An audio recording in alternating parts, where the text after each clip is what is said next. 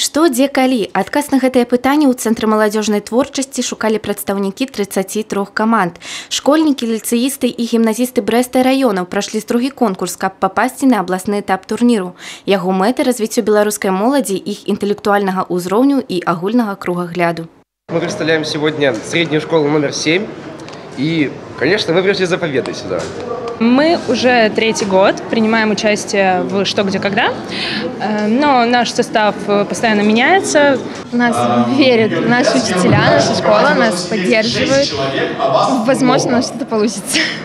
Сам жа турнір з'яўляецца сінхронным. Гэта значыць, што ў адзін і той жа час па ўсёй краіне інтэлектуалы адказваюць на адны і тыя ж пытанні. Разам з тым, такія ж гульні адначасова праводзіліся ў Пінску, Баранавічах і Кобрыне. Увогуле ўключылася каля 100 команд.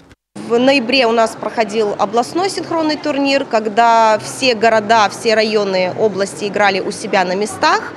И по результатам областного синхрона мы отбирали команды для участия на республиканский.